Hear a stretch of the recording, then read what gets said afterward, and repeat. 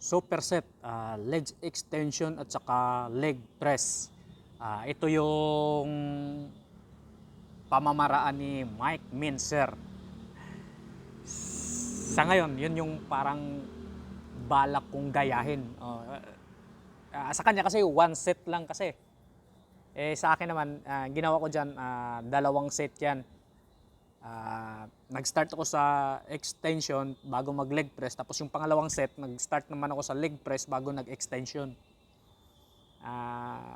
Pero dyan sa leg press na yan, parang drop set pa rin yung ginagawa ko. Tapos yung pangalawang set, parang ang ginawa ko dyan, hindi lang para, ang ginagawa ko dyan, tawag dito, time under tension lang. Parang pinipigilan ko yung pinakamahirap na pinakamahirap na posisyon ng paa. Yun yung pinakaramdam na ramdam mo yung lahat ng bigat.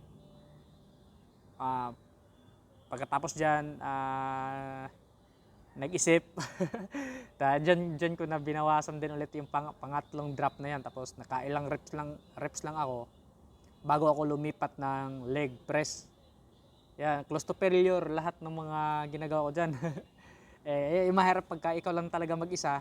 Ang ginagawa mo dyan, ganyan, ihawi mo yung camera para tumapat doon sa wala naman tayong cameraman or wala tayong mga kasamahan na kukuha ng video. Kaya yan yung ginagawa ko. Ganun lang yan, para-paraan lang naman yan At tapos dyan ako nag-leg press ako. Close to failure pa rin yan, pero nakailang repetition lang ako dyan. Medyo pagod na kasi. Tapos, alam mo naman yung ngalay, parang binagalan ko na talaga. Hindi ko na minamadali kasi mahirap na. Medyo ngalay na kasi yung mga paa mo. Tapos, diretso ka roon sa hindi mo gawa. Tawag dito, hindi mo siya gamitan ng magandang tempo, hindi pala kunan, magandang tempo pala sa pagbubuhat. Pag barabarahin mo yan, mahirap na, paubos na yung stamina mo o ano pa bang ibang tawag doon. Basta ganun yun. Pero sumabit yung sa lalamunan ko. Ngayon pagka nitong mag-bulking na ko, yan yung kay Mike Mincer na talaga na workout methods yung gagamitin ko. Hindi ko gaanong habaan yung mga workout ko.